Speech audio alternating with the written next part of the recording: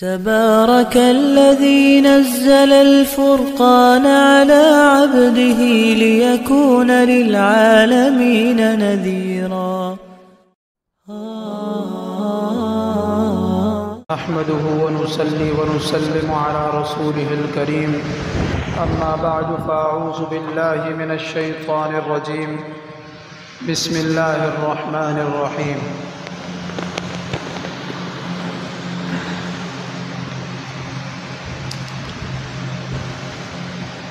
क़ाल अल्लाहु तबारक व तआला फ़िल क़ुरआनिल मजीद वल फ़ुरक़ानिल हमीद, वस्साबिक़ूनल अव्वलून मिनल मुहाजिरीन वल अंसार वल्लज़ीना इत्तबऊहुम बिइहसान। वक़ाल तआला फ़ी मक़ामिन आख़र, लक़द रज़ियल्लाहु अनिल मुअमिनीन इज़ युबायिऊनका तहत अश-शजरति फ़अलिम मा फ़ी क़ुलूबिहिम फ़अंज़ल अस्सकीनत अलैहिम फ़असाबहुम फ़तहन क़रीबा। वक़ाल अल्लाहु तआला फ़ी मक़ामिन आख़र, इन्ना नहनु नज़्ज़लना अज़्ज़िक्र व इन्ना लहू लहाफ़िज़ून। वक़ाल अन्नबिय्यु सल्लल्लाहु अलैहि वसल्लम, इन्नल्लाह तआला यरफ़अु बिहाज़ल किताबि अक़वामा व यज़अु बिही आख़रीन। औ कमा क़ाल अलैहिस्सलातु वस्सलाम, सदक़ल्लाहुल अज़ीम व सदक़ रसूलुहुन नबियुल करीम व नहनु अला ज़ालिका लमिनश शाहिदीन वश्शाकिरीन वल्हम्दुलिल्लाहि रब्बिल आलमीन। रब्बि इश्रह ली सदरी व यस्सिर ली अमरी वहलुल उक़दतम मिन लिसानी यफ़क़हू क़ौली। तमाम हज़रात दुरूद शरीफ पढ़ लें।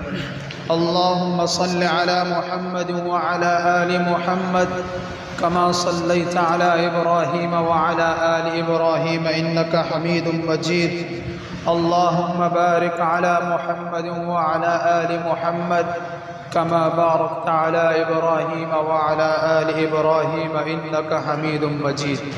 अल्लाह तबारक व तआला का लाख लाख शुक्र है कि अल्लाह ताला ने जो है हमें आज जुम्मे की इस बाबरकत घड़ी में सबसे पहले आने की तौफ़ीक़ अता फ़रमाई और हमें आप सल्लल्लाहु अलैहि वसल्लम की जो हदीस है उसके सुन्नत को ज़िंदा करने की आज हमें तौफ़ीक़ अता फ़रमाई कि हम सबसे पहले मस्जिद में तशरीफ़ लाए। आप हज़रात के इल्म में है कि 18 ज़ुल्हिज्जा यौम शहादत हज़रत उस्मान गनी रज़ी अल्लाह ताला अन्हु की है, जो कातिब वही जामिउल क़ुरआन मदीना के मज़लूम और सखावत के पेकर और दामाद रसूल सल्लल्लाहु अलैहि वसल्लम, जिनके बारे में नबी करीम सल्लल्लाहु अलैहि वसल्लम ने फ़रमाया, अगर मेरी 40 बेटियां होती तो एक के बाद एक करके मैं इनके निकाह में देता। हज़रत उस्मान गनी रज़ी अल्लाह ताला अन्हु के तो वाक़यात और फ़ज़ाइल और मनाक़िब इतने ज़्यादा हैं कि अगर बयान करना चाहे कोई शख्स तो घंटों लग जाए, लेकिन वक़्त की नज़ाकत को मद्देनज़र रखते हुए मैं चंद उनके फ़ज़ाइल और मनाक़िब आप हज़रात के सामने रखूँगा। सबसे पहले हज़रत उस्मान गनी रज़ी अल्लाह ताला अन्हु की जो शहादत थी वो बहुत ही दर्द अलमनाक और मज़लूमाना शहादत थी। ये बलाई लोग हज़रत उस्मान गनी रज़ी अल्लाह ताला अन्हु घर के यहाँ आए और उनके घर का मुहासरा किया और ये बलवाई लोगों ने मुतालबा किया कि हमारा आपसे मुतालबा है कि खिलाफत छोड़ दें, जिस पर हज़रत उस्मान गनी रज़ी अल्लाह ताला अन्हु ने फरमाया कि मेरे को नबी करीम सल्लल्लाहु अलैहि वसल्लम की तरफ से पहले ही इसकी बिशारत मिल गई थी कि आपको कहेंगे लअल्लल्लाह युक़न्निसुका क़मीसन फ़इन अरादूका अला ख़ल्क़िही फ़ला तख़लाहु अलैहिम, यानी अल्लाह ताला आपको खिलाफत देंगे और कौम आपसे ये खिलाफत की चादर आपसे खींचेंगे, और यही पेशनगोई मुझे आप सल्लल्लाहु अलैहि वसल्लम ने पहले कर दी थी। जो आज मेरे साथ हो रहा है ये उसी पेशनगोई का ये मुझे जो है हालात मुझे नज़र आ रहे हैं। बहरहाल उन्होंने घर का मुहासरा किया और मुहासरा करते हुए फिर जब हज़रत अली रज़ी अल्लाह ताला अन्हु को, हज़रत अबू हुरैरा रज़ी अल्लाह ताला अन्हु को, हज़रत ज़ुबैर रज़ी अल्लाह ताला अन्हु को इनको पता चला, और उस वक़्त क्योंकि बहुत सारे लोग, क्योंकि हज का मौसम था, लोग हज पर गए हुए थे और गर्मी का मौसम भी था, तो बाद लोग शाम की तरफ भी गए हुए थे तिजारत के उसमें। तो जब हज़रत अली रज़ी अल्लाह ताला अन्हु और ये चंद सहाबा को जब पता चला और ये जब तशरीफ़ लाए, हज़रत अली रज़ी अल्लाह ताला अन्हु ने फरमाया, हज़रत उस्मान गनी रज़ी अल्लाह ताला अन्हु अमीरुल मोमिनीन हमें इजाज़त दें, मैं अकेला तन्हा इनके लिए काफ़ी हूँ, इनको मैं कत्ल कर डालूँ। लेकिन हज़रत अमीरुल मोमिनीन उस्मान गनी रज़ी अल्लाह ताला अन्हु ने इसकी इजाज़त हरगिज़ नहीं दी।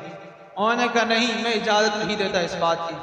बहरहाल फिर जब मजमा बढ़ने लगा और लश्कर जो है मज़ीद बढ़ने लगा तो अंसार आए। अंसार ने कहा कि अमीर मोमिनीन इजाज़त दें, हम इनके साथ लड़ें, इनको कत्ल कर डालें। लेकिन उन्होंने भी उनको भी मना कर दिया कि मैं नहीं चाहता कि मेरे नबी के शहर में मेरी वजह से किसी का खून गिरे और खून ज़ाया हो और किसी का खून खराबा हो। बहरहाल इस तरह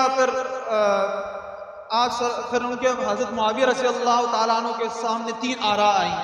पहली आरा तो ये आई कि आप मक्का मुकर्रमा चले जाएं। दूसरी आरा ये आई कि आप जो है शाम हज़रत अली मुआविया रज़ी अल्लाह ताला अन्हु के पास चले जाएं। तीसरा एक हमें लड़ाई की इजाज़त दे दें। बहरहाल फिर हज़रत उस्मान गनी रज़ी अल्लाह ताला अन्हु ने फरमाया कि अगर मैं मक्का मुकर्रमा चले जाता हूँ तो ये तो मेरे दुश्मन हैं, ये वहाँ पर भी पहुँच जाएंगे, वहाँ पर खून खराबा करेंगे, और मैं नहीं चाहता कि मक्का मुकर्रमा इतनी बड़ी अजीम हस्ती में खून खराबा हो, तो मैं वहाँ नहीं जा रहा। दूसरी बात उन्होंने कहा कि हज़रत मुआविया रज़ी अल्लाह ताला अन्हु के पास चले जाएं, लेकिन वहाँ पर भी उन्होंने कहा मैं नहीं जा रहा, इसलिए कि मैं चाहता हूँ कि मेरी जो शहादत या मेरी मौत जो आए वो मदीना में आए, मदीना के अलावा कहीं और मेरी मौत ना आए, ताकि मैं जन्नत क़यामत वाले दिन जब आप सल्लल्लाहु अलैहि वसल्लम रोज़े रसूल से उठेंगे तो सबसे पहली नज़र मुझ पर पड़े और मैं भी हुज़ूर सल्लल्लाहु अलैहि वसल्लम के साथ जन्नत जाऊँ। तो बहरहाल ये भी कैंसिल हो गया। और तीसरी बात, जब लड़ाई का जो था वो लड़ाई की भी इजाज़त नहीं दी कि क्योंकि हुज़ूर सल्लल्लाहु अलैहि वसल्लम का मुबारक शहर है और यहाँ पर खून खराबा होगा और मैं इसकी इजाज़त भी नहीं देता कि खून खराबा हो। बहरहाल इस तरह ये 40 दिन गुजरे और 40 दिन तक वो भूखे और प्यासे रहे। हम तो करबला का वाक़या तो बहुत ज़ोर और शोर के साथ जिक्र करते हैं कि हज़रत हुसैन रज़ी अल्लाह ताला अन्हु 10 दिन तक भूखे प्यासे रहे, लेकिन हम इस मदीना के मजलूम का जिक्र नहीं करते जो 40 दिन तक जो है भूखे और प्यासे रहे। बहरहाल 40वें दिन शब जुम्मे का दिन था। रात को ख्वाब में हुज़ूर सल्लल्लाहु अलैहि वसल्लम की ज़ियारत होती है और हुज़ूर सल्लल्लाहु अलैहि वसल्लम फरमाते हैं, ए उस्मान, तूने 40 दिन जो रोज़े रखे हैं आज उसकी इफ्तारी तो हमारे साथ करेगा। बहरहाल ये उठते हैं और अपनी बीवी के पास, नायला के पास जाते हैं और उनसे कहते हैं कि आज शायद मेरी शहादत हो जाए, फिर शायद मेरी मुलाकात आपसे ना हो, लिहाजा फिर उनके पास जो 20 गुलाम थे उनको आज़ाद कर दिया। उस वक़्त जो 20 गुलाम का घर थे उनको आज़ाद कर दिया अल्लाह के नाम पर। और ये हज़रत उस्मान गनी रज़ी अल्लाह ताला वो अजीम हस्ती हैं जिन्होंने हज़ारों गुलाम आज़ाद किए अपने वक्त में। और फिर उसके बाद फिर उसके बाद उन्होंने नया कपड़ा ज़ेब तन किया और फिर कुरान मंगवाया और क़िबला रुख होकर तिलावत करने लग गए। तो फिर ये 3 सबाई जो है घर की दीवार को फलांग कर अंदर आए। उसमें थे हमरान बिन असवद और इसी तरह जो है क्या नाम है, सऊदान बिन हमरान और उमर बिन हमुक बिन शिर बिन कनाना। उमर बिन हुबुक, सौदान बिन हमरान और बिशर बिन कनाना, ये 3 सबाई जो है ना दीवार फलांग कर हज़रत उस्मान गनी रज़ी अल्लाह ताला अन्हु के पास आए। तो इनमें से पहले जो जिसने पहल की वो बिशर बिन कनाना थे। इनके पास सलाब थी लोहे की, उन्होंने उसके हज़रत उस्मान गनी रज़ी अल्लाह ताला अन्हु के सर पे मारा और उससे फवारा फूटा और जिससे वो बेहोश होकर गिर गए। फिर उसके बाद सौदान बिन हमरान आए और वो सीने पर चढ़ गए और सीने पर चढ़कर उनके पास उन्होंने नेज़े और तलवार से 9 उन्होंने जो है जख्म लगाए, 9 जख्म लगाए और उसका जो है कतरा था पहला वो कुरान की इस आयत पे गिरा, फसयकफ़ीकहुमुल्लाह वहुवस समीउल अलीम, जिसका माना है ए उस्मान फसयकफ़ीकहुमुल्लाह, अल्लाह ताला तुम्हारी तरफ से इनके लिए काफ़ी है, वहुवस समीउल अलीम, वही सब कुछ सुनने वाला भी है और वही जानने वाला भी है। बहरहाल फिर उसके बाद तीसरे नंबर पर अमर बिन हुमुक आए और उनके पास हाथ में तलवार थी। तो हज़रत उस्मान गनी रज़ी अल्लाह ताला अन्हु को बचाने के लिए नायला आगे बढ़ी, तो हज़रत उस्मान गनी रज़ी अल्लाह ताला अन्हु ने तलवार मारी तो हज़रत नायला रज़ी अल्लाह ताला अन्हा के जो है 3 उंगलियां कट गई, जिस पर हज़रत उस्मान गनी रज़ी अल्लाह ताला अन्हु ने अपनी ज़िंदगी में किसी को बद्दुआ नहीं दी, लेकिन उनकी इज्जत पर जब हर्फ आया तो उन्होंने आंखों की तरफ आसमान की तरफ उठाए और ये बद्दुआ दी, ए अल्लाह इस बदबख्त को ऐसा जलील और रुसवा कर दे कि इसके हाथ और पांव दोनों शल कर दे, तोड़ दे, और इसने मेरी इज्जत पर इसने उंगली उठाई है और इसके जो है ऐसी बुरी हालत में इसको मौत दे कि कोई इससे अगर ये किसी से पानी मांगे तो उसको पानी भी ना दिया जाए और इसकी जुबान बाहर निकल जाए, इस हालत में मौत दे। और अल्लाह ने तारीख गवाह है कि अल्लाह ताला ने इसी तरह बुरी हालत उनके साथ की। बहरहाल हज़रत उस्मान गनी रज़ी अल्लाह ताला अन्हु की फिर शहादत हो गई। तो फिर उसके बाद जुबैर बिन मुतइम और बाद रिवायत में मिलता है कि हज़रत जुबैर रज़ी अल्लाह ताला अन्हु ने नमाज जनाजा पढ़ाया और फिर जो है जन्नतुल बकी में उनकी तदफीन हुई। इस तरह ये हज़रत उस्मान रज़ी अल्लाह ताला अन्हु का ये मज़लूमाना एक शहादत थी जो हुई। और फिर हज़रत उस्मान गनी रज़ी अल्लाह ताला अन्हु के मज़ीद बहुत बड़े इनामात हैं कि फिर वो जो 2 हमरान बिन हुमुक और सौदान बिन हमरान शाम में एक जामे मस्जिद थी, वहाँ पर बाहर रोड पर पड़े हुए थे और फिर अल्लाह ताला ने ऐसी मौत दी कि पानी मांग रहे थे, कोई पानी देने वाला नहीं था।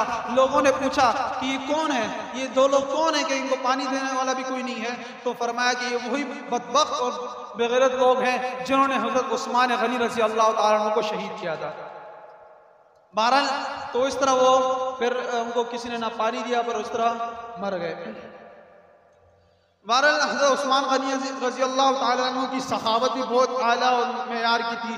सखावत में भी सबसे आगे थे कि मदीना मुनव्वरा में बहुत शदीद गर्मी थी, लोगों को पानी का मसला था, पानी नहीं था। तो हज़रत आप सल्लल्लाहु अलैहि वसल्लम ने फरमाया कौन है जो शख्स इस बेल को खरीदेगा तो उसको मैं जन्नत की बिशारत दूँ। हज़रत उस्मान गनी रज़ी अल्लाह ताला अन्हु गए यहूदी के पास और उनसे कहा कि भाई कुआं कितने में बेचोगे? तो उसने कहा कि मैं आधा कुआं बेचूंगा, आधा कुआं नहीं बेचूंगा, एक दिन आपकी बारी होगी, एक दिन मेरी बारी होगी। तो इस तरह। तो उसने बोला आधा कुआं कितने का बेचोगे? तो उसने बोला 12,000 दिरहम का मैं बेचूंगा। तो 12 हज़रत उस्मान गनी रज़ी अल्लाह ताला ने उस कुएं का खरीदा और तमाम मुसलमानों के लिए भी और यहूदी और काफिर सब के लिए उन्होंने ऐलान कर दिया कि हर शख्स आए और कुएं से पानी खरीद लेकर जाए, किसी किस्म का कोई टैक्स नहीं, कोई पैसा नहीं, कोई फ्री पानी लेकर जाए और जितना पानी लेना चाहे ले जा सकता है। बहरहाल इस तरह लोग आते रहे और पानी लेकर जाते रहे, लेकिन जब दूसरे दिन उसकी बारी आती कोई पानी लेने नहीं आता। तो उसने कहा कि ये क्या मेरे साथ हो रहा है कि मेरे दिन को पानी, क्योंकि लोग जो है क्योंकि उस वक्त मुसलमान और काफिर सबको इजाजत थी, तो वो जो काफिर लोग थे वो भी पहले दिन उठा के ले जाते थे अपने लिए पानी, तो इतना लेके जाते थे कि 2 दिन के लिए उनके लिए पानी पूरा हो जाता था। तो इतना पानी लेके जाते थे तो दूसरे दिन उनको पानी की जरूरत नहीं होती थी। तो बहरहाल वो बेचारा बहुत परेशान हुआ कि कोई मेरे पास तो आ रहा नहीं कि मैं किसको पानी बेचूं। बहरहाल उसने हज़रत उस्मान गनी रज़ी अल्लाह ताला अन्हु से कहा कि ये मैं जो आधा कुआं जो मैंने छोड़ा था ये भी मैं बेचना चाहता हूँ, ये भी खरीद लो। उसने कहा आप हज़रत उस्मान गनी रज़ी अल्लाह ताला अन्हु ने फरमाया कितने का बेचो? तो उन्होंने कहा 8,000 दिरहम। बहरहाल वो पूरा दिरहम यानी पहले 12,000 हुई 8, 20,000 दिरहम में ये पेरे रूमा जो है हज़रत उस्मान गनी रज़ी अल्लाह ताला अन्हु ने खरीदा, जो आज तक मौजूद है। इसी तरह मदीना मुनव्वरा की तौसी में भी बड़ी इनकी खिदमात थी और बड़ी इनकी जो है उन्होंने माल और दौलत खर्च किया। एक दफ़ा आप सल्लल्लाहु अलैहि वसल्लम ने फरमाया, जैश उसरा के लिए कौन तैयारी करेगा ताकि मैं उसको जन्नत की बशारत दूँ। तो जैश उसरा ग़ज़वा तबूक को कहते हैं। तो बहरहाल इसमें फिर हज़रत उस्मान गनी रज़ी अल्लाह ताला अन्हु आगे बढ़े। उन्होंने कहा कि मैं इस जितना बड़ा लश्कर हो उसका तिहाई हिस्सा जो है मैं उसको जो है माल और मता कर जो है जितना भी खर्चा होगा खाने पीने का और रास्ते का जिस तरह भी सामान का खर्चा होगा वो मेरे ऊपर होगा। तो ये 30,000 पैदल थे और 10,000 सवार थे। तो ये टोटल 40,000 की तादाद थी। तो ये 13,000 की तादाद बनती है जिनका खर्चा वगैरह जो है हज़रत उस्मान गनी रज़ी अल्लाह ताला अन्हु ने अपने ज़िम्मे ले लिया था। तो फिर बहरहाल फिर चंदे के लिए जिहाद के लिए चंदा हज़रत सल्लल्लाहु अलैहि वसल्लम ने मांगा। तो उसमें कहा कौन सबसे पहले कौन है जो इसमें हमारे साथ तामुन करेगा। तो हज़रत उस्मान गनी रज़ी अल्लाह ताला अन्हु फिर खड़े हो गए। फिर कहा कि मैं 100 ऊँट जो है इस लश्कर के लिए मैं तैयार हूँ, मेरी तरफ से 100 ऊँट है। बहरहाल फिर दूसरी दफ़ा फिर ऐलान हुआ। सबसे पहले तो कहा गया सुकून लेकर आएगा। तो सबसे पहले हज़रत उस्मान गनी रज़ी अल्लाह ताला अन्हु गए और 1000 दीनार लेकर आए। दीनार जो है सोने के होते हैं, दिरहम जो है चांदी के होते हैं। तो ये दिरहम लेकर आए। आप सल्लम जो है उस दीनार को उठा रहे हैं और पलटा रहे हैं, यूं गिरा उठा के और पलटा रहे हैं खुशी से और फरमा रहे हैं कि हे उस्मान, आज के बाद तो कोई भी किसी किस्म का अमल कर तेरे को कोई नुकसान नहीं पहुंचाएगा। तो इतनी बड़ी बशारत उनको मिली। तो बहरहाल फिर दूसरी दफा उस्मान गनी रज़ी अल्लाह ताला से कहा कि भाई उस्मान, बल्कि पूरे मजमे से कहा कि कौन है जो इस लश्कर के लिए ताउन करेगा। फिर उस्मान गनी रज़ी अल्लाह ताला पहले नंबर पे उठे और कहा कि 100 ऊँट फिर मेरी तरफ से मैं ताउन करना चाहता हूँ, 100 ऊँट मेरी तरफ से होंगे। फिर तीसरी दफा नबूवत की जुबान से फिर जारी हुआ कि कौन है इस लश्कर के लिए जो है ताउन करेगा। फिर उस्मान गनी रज़ी अल्लाह ताला उठे और कहा कि 100 ऊँट फिर मेरी तरफ से जो है इस लाओ लश्कर के लिए जिहाद के लिए मेरी तरफ से है। बहरहाल नबूवत की जुबान पे जब भी किसी ताउन का और चंदे का मुतालबा आया, किसी नेकी या सदक़े का मुतालबा आया, तो सबसे पहले उस्मान गनी रज़ी अल्लाह ताला अन्हु अव्वल सफ में खड़े रहे। ये उनकी तो इसी तरह पाकीज़गी में भी आलात हया, फरिश्ते उनसे हया करते थे। एक दफ़ा आप सल्लल्लाहु अलैहि वसल्लम का घर पर तशरीफ़ फरमा थे कि अबू बकर सिद्दीक़ रज़ी अल्लाह ताला अन्हु ने घर पे दस्तक दी, अंदर तशरीफ़ लाए। आप सल्लल्लाहु अलैहि वसल्लम के ज़ानू मुबारक पे कपड़ा नहीं था, इसी तरह बेतकल्लुफ़ी के साथ बैठे रहे। फिर उमर रज़ी अल्लाह ताला अन्हु आए, वो फिर भी आप सल्लल्लाहु अलैहि वसल्लम उसी हालत में बैठे रहे।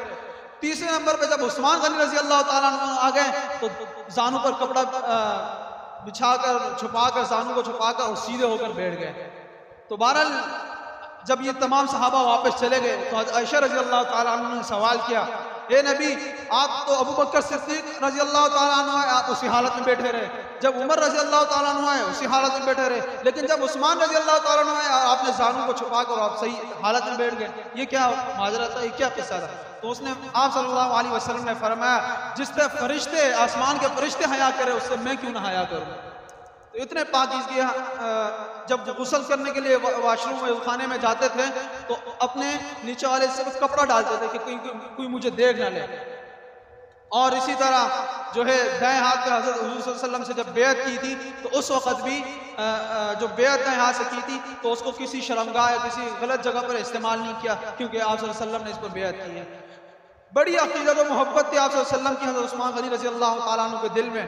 तो एक दफ़ा जो है दरवाजे पर बैठे थे, वज़ू कर रहे थे असर के बाद तो मुस्कराने लग गए। तो वहाँ पर जो थे उन्होंने पूछा कि भाई आप क्यों मुस्कुराए। तो उस्मान गनी रज़ी अल्लाह ताला अन्हु ने फरमाया कि एक दफ़ा हुज़ूर सल्लल्लाहु अलैहि वसल्लम को मैंने देखा था तो वो इसी जगह पर बैठ कर वज़ू कर रहे थे और मुस्करा गए थे, उसी सुन्नत को जिंदा करने के लिए मैं मुस्करा गया। फिर एक दफ़ा एक दरवाजे पर बैठे थे तो नमाज के लिए जाने का वक्त था तो उन्होंने बकरी का गोश्त मंगवाया, बकरी का गोश्त तनावल फरमाया, वज़ू ताज़ा नहीं किया और बस खाना गोश्त खाया और जाकर नमाज पढ़ा ली। तो फरमाया कि एक दफ़ा हुज़ूर सल्लल्लाहु अलैहि वसल्लम ने इसी तरह अमल किया था, उस सुन्नत को जिंदा करने के लिए मैंने भी ये अमल कर लिया। तो सुन्नत के भी बड़े पेकर थे और बहुत ही सुन्नत के मुत्तबीन, मतलब सुन्नत पर अमल करने वाले थे।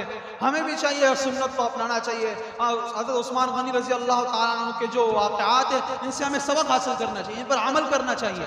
नक्श कदम नबी के हैं, जन्नत के रास्ते अल्लाह से मिलाते हैं सुन्नत के रास्ते। अगर सुन्नत पर अमल करना शुरू कर दें तो इंशाअल्लाह ताला हमारी भी ज़िंदगी बन जाएगी। तो ये तो हज़रत उस्मान गनी रज़ी अल्लाह ताला अन्हु के हवाले से मैं चंद बातें मैंने अर्ज़ की। आपके इल्म में है कि स्वीडन के अंदर अभी कुरान की बेहुरमती भी हुई और जिस पर आज अल्हम्दुलिल्लाह मुल्क गिर जो है एहतजाज हो रहे हैं और बहुत बड़ी तादाद में लोग एहतजाज कर रहे हैं। लेकिन देखें, हज़रत हुसैन अहमद मदनी रहमतुल्लाह अलैह फरमाते हैं कि आज इस्लाम के नारे लगाने वाले बहुत हैं, लेकिन अमली तौर पर उसका कोई पहलू हमें नजर नहीं आता, अमल नहीं करते।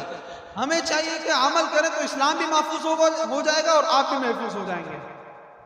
ये तो उन्होंने अपने मुसलमान भाइयों से कहा था। देखिए कुरान मजीद में जो मैंने आयत हमने तिलावत फरमाई, इन्ना नहनु नज़्ज़लना ज़िक्र व इन्ना लहू लहाफ़िज़ून। अल्लाह ताला फरमाते हैं कि हमने कुरान को नाज़िल किया और हम इसकी हिफाज़त करने वाले हैं। देखिए अगर इसका ये तो तर्जुमा है, अगर इसका लफ्जी तर्जुमा और नहवी तौर पर तर्जुमा किया जाए तो उसका तर्जुमा ये होगा, इन्ना बेशक हमने, नहनु हमने, नज़्ज़लना हमने उतारा, 3 दफ़ा ताकीद लाई कुरान को, व इन्ना लहू लहाफ़िज़ून और बेशक हम ही इसकी हिफाजत करने वाले। इतनी सारी ताकीदात अल्लाह ताला ने जमा की।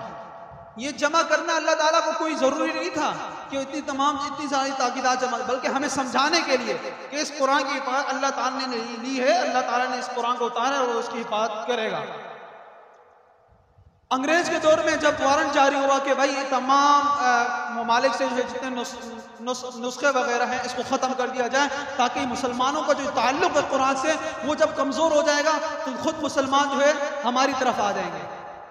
तो बहरहाल उन्होंने बड़ा एक इस पर काम शुरू किया और अहमद अकाबिरीन जो हमारे थे, वो जो आज हम उनके नाम लेवा हैं अकाबिरीन के, ये हमारे अकाबिरीन न कभी दबे हैं, न कभी झुके हैं, न कभी इनको मिटाने वाला, तारीख बड़ी आई है इनको झुकाने के लिए भी मिटाने के लिए भी आई है, लेकिन कभी नहीं झुके न कभी मिटे हैं। वजह क्या है? इनका कुरान से बड़ा मजबूत ताल्लुक था। कुरान एक बहुत बड़ी हमारी एक किताब है, मजबूत किताब, जिसकी वजह से इस्लाम के मुसलमानों के अंदर एक जज्बा, एक शऊर, एक जज्बा ईमानी पैदा होता है। तो काफिरों का, एक अंग्रेजों का एक चाल थी कि उन्होंने कहा कि इसे कुरान खत्म कर लिया जाए तो ये कमजोर हो जाएंगे। ये कुरान जो इनके पास मौजूद है जिसकी वजह से हम इनका मुकाबला नहीं कर सकते। जो आजकल जिसका स्वीडन के अंदर जो आप देख रहे हैं कि जब हार जाते हैं तो वो कभी कुरान की बेहुरमती कर मुसलमानों को इश्तिहाल देते हैं, कभी क्या कभी क्या। बहरहाल अहमद अली लाहौरी रहमतुल्लाह अलैह लाहौर के बहुत बड़े आलिम थे, बहुत बड़े मुफक्किर थे, अकाबिरीन में उनका शुमार है। एक दफ़ा उनको जो है ना बर्फ के सलाखों पर उनको लिटाया गया और उनके जिस्म को फ्रीज कर दिया, यानी मुंजमिद कर दिया गया। तो उन्होंने कहा कि हाँ अहमद अली लाहौरी अपनी बात से हट रहे हो या नहीं, वरना आपको इसी सलाखों पर रखा जाएगा। तो उन्होंने फरमाया, अहमद अली लाहौरी ने फरमाया कि तुम मुझे इस बर्फ के ऊपर, इन बर्फ के सलाखों पर लिटाकर मेरा जिस्म तो ठंडा कर सकते हो, लेकिन मेरे सीने में जो आग जो भड़क रही है उसको तुम कैसे बुझाओगे। ये थे हमारे अकाबीर जो मुश्किल के वक्त में भी कभी किसी के दबाव में या किसी के उसमें नहीं आए। बहरहाल हरी है तमन्ना, हरी है शाख तमन्ना मगर बुझी तो नहीं, हरी है शाख तमन्ना मगर बुझी तो नहीं, जफा की तेग से गर्दन वफा शिआरों की कटी है बरसरे मैदान पर झुकी तो नहीं। ये थे हमारे अकाबीर। बहरहाल तो अंग्रेज़ों ने जो है वो वारंट जारी किया नुस्खे, तो ये तमाम लोग जो है हज़रत शाहजी यानी मौलाना अब्दुल अजीज़ रहमतुल्लाह अलैह के पास तशरीफ़ ले गए। उनसे कहा कि अंग्रेज़ ने वारंट जारी कर दिया, गज़ब हो गया भाई। उन्होंने कहा कि तमाम नुस्खों को जो है ख़त्म कर दिया जाए ताकि मुसलमानों से कुरान छीन लिया जाए। तो हज़रत शाहजी रहमतुल्लाह अलैह ने फरमाया कोई मसला नहीं है, कोई बात नहीं, सब्र करो। सुबह हुई, 2 बच्चों को उठाया, ले गए अंग्रेज़ की अदालत में। एक को एक कटहरे में खड़ा किया, दूसरे को दूसरे कटहरे में खड़ा किया। एक बच्चे से कहा सूरतुल फातिहा से शुरू हो जाओ और सूरतुल नास तक पढ़ो, दूसरे बच्चे को सूरतुल नास से शुरू हो जाओ और सूरतुल फातिहा तक पढ़ो। और अंग्रेज के जज को ललकार कर कहा कि अंग्रेज अगर तू इन नुस्खों को तो खत्म कर सकता है, लेकिन इन बच्चों को सीने से कुरान कैसे खत्म करेगा। ये थे हमारे अकाबिरीन जिनकी मेहनत है। हम तो कहते हैं कि हम वैसे भी कहते हैं कि हमारा हर एक शख्स मोहसिन है, रोड बनाने वाला भी मोहसिन है, इंजीनियर भी मोहसिन है, वज़ीर आज़म है वो भी हमारा मोहसिन है, तामीर करने वाला एक मजदूर है वो भी हमारा मोहसिन है, चपरासी भी हमारा मोहसिन है, एक जमादार है वो भी हमारा मोहसिन है। लेकिन मैं आपसे कहूँ सबसे बड़े मोहसिन अगर हमारे हैं तो वो उलमाए कराम है। वो कौन है? हमारे उलमाए कराम। अब समझ में नहीं है कि उलमाए कराम कैसे, आपको अभी मिसाल से बताऊंगा तो शायद समझ में आ जाएगी। मिसाल उसकी ये है कि जैसे देखें एक नाबीना शख्स हो, कपड़े जिस्म पर ना हो और जो है भूखा हो, प्यासा हो और आगे घड़ा आ जाए, उसमें आग जल रही हो, उसमें फंस जाए। एक बंदा है उसको बर्गर खिला दे, उसकी भूख खत्म हो गई। दूसरा है उसको लिबास पहना दे, कपड़ा पहन लिया। तीसरा है उसको पानी पिला दे, लेकिन उसको घड़े से कोई निकालने वाला नहीं है। और चौथे नंबर पर वो शख्स है जो उसको सिर्फ क्या करे, घड़े से निकाल कर उसको बचा दे, आग से बचा दे घोड़े की। तो आप बताएं उसमें सबसे बड़ा मौसम कौन हुआ? वो चौथे नंबर वाला हुआ ना, कि जिसने जो है आग से उसको बचा दी। ये चीजें तो उसको बाद में मिल सकती थी, लेकिन उसको आग से बचाने वाला वो क्या हुआ, ज्यादा मौसम हुआ। इसीलिए आजकल हमारे उलमाए कराम हमें जहन्नम की आग से बचाकर हमें दूर रख रहे हैं, जहन्नम की आग से बचा रहे हैं। आज अजानें हो रही हैं मस्जिदों में, मिरास के हुक्म मसाइल आसानी के साथ आलिम के पास जाए, मसाइल आराम से आपको मिल जाते हैं। ज़कात का मसला हो, मिरास का मसला हो, हज के मसाइल हो, वो आपको मिल जाते हैं। तबलीग के जो खिदमात हैं वो आपको नज़र आ रही हैं। अजान मुअज्जिन मौजूद है, जमात जनाजा पढ़ाने वाला मौजूद है। ये क्या है? ये और उलमा की बरकतें हैं। आपको बताऊं, अभी कोरोना से 2 साल पहले सऊदी अरबिया का एक इदारा है राबता आलम इस्लामिया, उसने रिसर्च की कि हमने 1 साल के अंदर कितने तलबा जो है हुफ़ाज़ तैयार किए। तो उन्होंने रिसर्च के बाद मालूम हुआ उन्होंने लाखों रियाल खर्च करने के बाद 5000 हुफ़ाज़ तैयार किए। कितने? 5000। तो उन्होंने उनमें से किसी शख्स ने कहा कि आप अफ्रीका का एक मुल्क है, वहाँ की रिसर्च कर ले, वहाँ पर भी बहुत सारे हुफ़ाज़ तैयार होते हैं। बहरहाल वहाँ की रिसर्च हुई तो वहाँ के 20,000 हुफ़ाज़ तैयार हुए। फिर जब कहा गया कि पाकिस्तान में रिसर्च करेंगे, पाकिस्तान में कितने हुफ़ाज़ तैयार होते हैं, तो उस साल 57,000 हुफ़ाज़ तैयार हुए। कितने? 57,000 हुफ़ाज़। तो ये पाकिस्तान की धरती को ये एजाज़ हासिल है, किसी मुल्क को ये एजाज़ हासिल नहीं है जो पाकिस्तान को हासिल है कि अल्लाह तबारक व तआला ने पाकिस्तान से सबसे ज़्यादा कुरान की खिदमत का काम लिया है। तो हमें इसकी कदर करनी चाहिए, और इसकी कदर का ये है कि हमें इसकी जो है आजकल हम अपने बच्चों को क्या करते हैं, हम फ़ख्र करते हैं स्कूल और कॉलेज में डिग्रियाँ दे दें तो इस पर फ़ख्र करते हैं। छोटा सा बच्चा होगा उसको स्कूल में दाखिल कर देंगे, लेकिन कुरान का अता पता नहीं, नमाज का कुछ पता नहीं। और कल मैं एक साथी से मिल रहा था, स्कूल का था, वो खुद कह रहा था कि हमारे स्कूल के अंदर किसी किस्म का कुछ पता नहीं होता, हमें आज तक नमाज का कुछ पता नहीं है कि नमाज कैसी पढ़ी जाती है। बस जाते हैं, पढ़ते हैं, और यही अंग्रेज़ों की जो किताबें अंग्रेज़ी और इंग्लिश और मैथमेटिक्स वगैरह ये चीज़ें पढ़ते रहते हैं, और ये जो टेक्नोलॉजी के हवाले से जो मालूमात है वो हासिल करते रहते हैं, लेकिन हमें नमाज का जो असल मकसद है जिसके लिए हमें पैदा किया गया उसका कुछ पता नहीं है। और हम फख्र कर रहे होते हैं बेटे पर, और जब कल वो बेटा बड़ा हो जाता है तो आपके सामने बंदूक लेके खड़ा हो जाता है। वजह क्या है कि आपने उसकी जो जिस बर्तन के अंदर आपने उसकी तरबियत की है तो उसी का फल आपको देगा। अगर आपने उसकी तरबियत अपने इस्लामी तौर तरीके के मुताबिक अगर आपने की होती, उलमा से उसका ताल्लुक़ कायम क्या होता, मदारिस के अंदर अपने बच्चों को, आज तक तो मदारिस के अंदर भी अल्हम्दुलिल्लाह स्कूल का सिस्टम शुरू हो चुका है। इधर कुतुब भी पढ़ा रहे हैं, उधर स्कूल भी पढ़ा रहे हैं, मैट्रिक भी करवा रहे हैं और इंटर भी करवा रहे हैं, उधर से आपको दीनी कुतुब भी पढ़ा रहे हैं। कितना अच्छा माहौल हमें मिल रहा है, लेकिन इसको हम ज़ाया करते हैं और इसको जो है हम इसको हासिल नहीं करते। लेकिन हमने दाखिल करना है, कहाँ दाखिल करना है, तो सबसे कराची की सबसे बड़ी यूनिवर्सिटी या कॉलेज या स्कूल में दाखिल करेंगे ताकि नाक न कट जाए। यही वजह है, लेकिन हमें इसकी फिक्र करने की जरूरत है। अभी देखें आजकल समर कैंप शुरू हुए हैं, लेबर किस्म की हर चीज फितना है। अब किसी न किसी तरह तो मुसलमानों के बच्चों को तो खराब करना है, तो अब वो क्या होता है समर कैंप किस नाम से कि भाई वालिदैन समझ रहे होते हैं उसके अंदर कुछ दीनी मालूमात मिल जाएंगी, नमाज सीख जाएगा बच्चा, या जो है इस्लाम की अकायद वगैरह, इस्लाम के जो अहम रुकन है वो सीख जाएगा।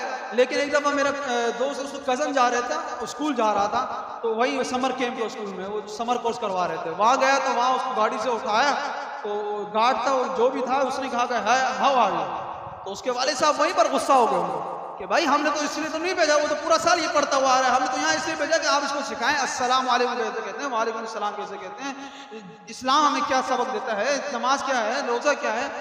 तो 12 लोगों में उसके बाद जो है तो इससे हमें ये मिला कि कितने हमारे हालात हमारे मुल्क के अंदर ख़राब हैं। हमें इसकी फ़िक्र की ज़रूरत है, हमें खुद अपने गिरबान में जाना है। हम अगर ठीक हो जाएंगे तो किसी के अंदर हिम्मत नहीं है कि कुछ कर सके। ये सुकूत उस्मानिया सन 1923 के अंदर जो हुई थी, एक दुनिया के नक्शे में कोई इस्लामी मुल्क नहीं था, लेकिन किसी काफिर को हिम्मत नहीं होती थी कि आला गुस्ताखी कर सके कुरान की। वजह क्या थी? उस वक़्त क्या कहते हैं कि हमारे पास इस्लाम से जो ताल्लुक था वो मजबूत था। आज दिन ब दिन कमज़ोर होता जा रहा है, हालांकि चाहिए कि मजबूत होता जाए, लेकिन क्या है कमज़ोरी की तरफ आ रहे हैं। हम जो है उलमा इस्लाम को गाली नहीं दे सकते, उलमा को गाली देते हैं। दीन को पूरा बुला नहीं सकते, दीन के किसी रुकन को पूरा कहते हैं कि जैसे आजकल जो कहते हैं मेरी जिस्म मेरी मर्जी, औरत माज फला माज क्या मतलब है? आप हज़रत फातिमा रज़ी अल्लाह ताला अन्हा को गाली देना चाहते हैं, जो हज़रत फातिमा रज़ी अल्लाह ताला अन्हा फरमाती हैं कि मेरा जनाजा रात के पहर में उठाया जाए ताकि किसी नामहरम की नजर मुझ पर ना पड़े। ये वो है, ये हमें इस्लाम सिखाता है। लेकिन हम किसी और की तरफ चले जाते हैं, कभी क्या लिबरल के जो खुराफात हैं वो हम अंदर समो लेते हैं, जिसकी वजह से हम कभी स्वीडन में गुस्ताखी हो रही है, कभी हॉलैंड के अंदर स्पीकर के अंदर ऐलान होता है और बाहर आग जलाया जाता है, उसको फुटबॉल बनाया जाता है और उसको जलाया जाता है। तो बहरहाल हमें इसकी फिक्र करने की ज़रूरत है और उलमा से मोहब्बत रखें। उलमा से जितना मजबूत ताल्लुक़ कायम होगा, ये बात याद रख लें, अगर इस दौर के अंदर अगर उलमा से दूर हो जाएंगे, खुदा की कसम कभी अब जो है सही रास्ते पर नहीं चल सकते। ये बात 100% सच्ची है। आजकल दौर फितनों का दौर है, यहाँ पर आपको किसी आलिम के पीछे चलना पड़ेगा। और अभी न कोई अबू बकर आएगा, न उमर आएगा, न उस्मान आएगा, न अली आएगा। यही हमारे लिए अबू बकर सिद्दीक भी हैं, यही हमारे लिए उमर फारूक भी हैं, यही हमारे लिए उस्मान गनी भी हैं, यही हमारे लिए हज़रत अली मुर्तज़ा भी हैं। अगर इनके नक्शे कदम पर, इनके तौर तरीक़े पर, इनके कही हुई बात पर चलेंगे, अपनी दिमाग को पीछे रखकर इनकी बात मानेंगे, तो इंशाअल्लाह दुनिया भी बन जाएगी, आखिरत भी बन जाएगी। वरना तो ये उलमा तो अपना नाम रोशन करके, अपनी तारीख में एक नाम रकम करके दुनिया में भी सुरखुर होकर चले जाएंगे, आखिरत तो उनकी है ही ऐसे। आप देख रहे हैं अंबिया कराम को भी गाली देते हैं, कोई ऐसी बात नहीं है। अंबिया को भी पूरा भला कहा जाता है, सीट के लिए हो या फलां के लिए लड़ रहे हो या फलां के लिए काम कर रहे हो, फलां के लिए कर रहे हो, तुम्हें औरत देते हैं। आप कितना कुछ कहा गया, लेकिन क्या था कि मजबूती से कायम किया और अपने हदफ पर, अपने नजरिए पर कायम रहे। हमें भी चाहिए कि इन उलमा का साथ दें, इन उलमा के साथ खड़े हो, इन उलमा से मोहब्बत रखें। अब कल शेखुल इस्लाम सवाल के दौरों पर गए, वो थोड़ा सा प्रोटोकॉल क्या मिल गया, उस पर वावेला शुरू हो गया, वो भाई इनको प्रोटोकॉल मिल गया। भाई इनको प्रोटोकॉल क्या, अगर पूरी कौम उनके सामने आंखें भी पलके भी बिछा दे तो फिर भी इनका प्रोटोकॉल काफी नहीं है। इतनी बड़ी हस्ती है कि दुनिया की सबसे बड़ी अजीम हस्ती हमें शेखुल इस्लाम जो तो पाकिस्तान के लिए एक सरफा, पाकिस्तान के लिए फख्र है कि पाकिस्तान को वो हस्ती मिली है। लेकिन हमें क्योंकि नेमत जब करीब हो तो उसकी इतनी वक़्त नहीं होती जब वो हमसे दूर हो जाए, फिर हम बोलते हैं वाह वाह यार हमसे वो चली गई, फना हो गई। तो हमें इसकी कदर करनी चाहिए। उलमा से मोहब्बत, जो हज़रत उस्मान गनी रज़ियल्लाहु ताला का वाक़यात आना आप हज़रत के सामने जिक्र किए, उनकी सखावत, उनकी जो है दीन से मोहब्बत, इत्तिबाए सुन्नत, हमें भी उसको अपनाना चाहिए और उनके नक्शे कदम पर चलकर अपनी ज़िंदगी को संवारना चाहिए। अल्लाह तबारक व तआला मुझ समेत तमाम साथियों को इन हस्तियों की नक्शे कदम पर चलने की तौफीक अता फरमाए और इत्तिबाए सुन्नत की तौफीक अता फरमाए। व आखिरु दावाना अल्हम्दुलिल्लाहि रब्बिल आलमीन। मुफ्ती साहब के YouTube चैनल को सब्सक्राइब कीजिए और इनके ताज़ा बयानात के जरिए अपनी इल्मी, इस्लाही और फिक्री आबियारी करते रहिए। जज़ाकुमुल्लाह।